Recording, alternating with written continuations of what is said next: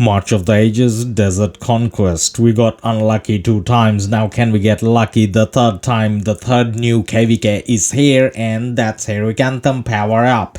And I'm registered with one of my accounts. As you can see, 80 kingdoms decided to be pioneers in Heroic Anthem Power Up. Now let's check it out.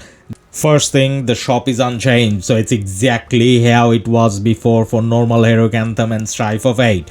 Now keep in mind, this is a version of Heroic Anthem, so most of the things are gonna remain exactly the same.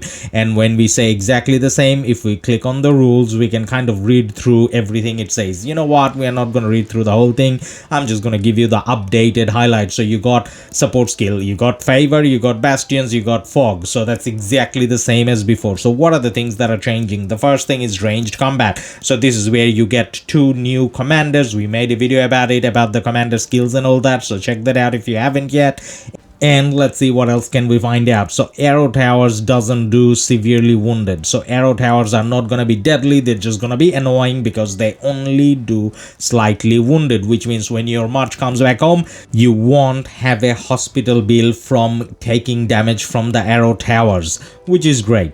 Now the second thing we find out is the Alliance arrow towers doesn't zero cities. It doesn't injure troops in the city. We saw bubble cities getting hit in previous videos. Now what it actually does is actually lowers the city wall durability, which is kind of nothing. So Alliance arrow towers, I'm gonna say it kind of does nothing, but we'll see when we're in the KvK. Now the next feature is troops blockade. Now initially I thought it was just a way of explaining what the arrow towers does, but I think it's different now. So your marches, the marches that you take out on the field, the troops will have 2 different stances now. I think one of them will be peaceful, one of them will be aggressive. I think by clicking the troop itself, you can select their stance. So if you're aggressive, then it's gonna hit marches around. If you're peaceful, it's just gonna stand guard.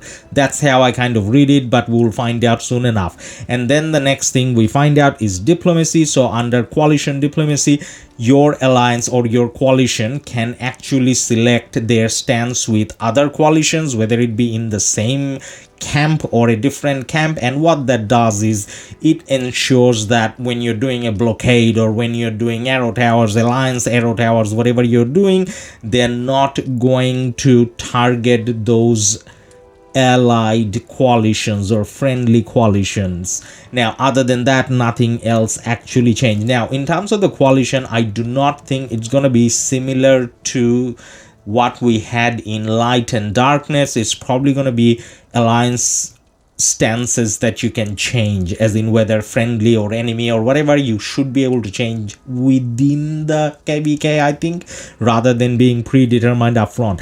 Now lastly, you do get some extra rewards. Now this is not going to be available on an ongoing basis. This is just for the 80 kingdoms participating. So if your kingdom is participating, this is what you get extra. Now if you actually want to see the arrow towers in action in a KvK, don't forget to like and subscribe, because we will have full coverage of that.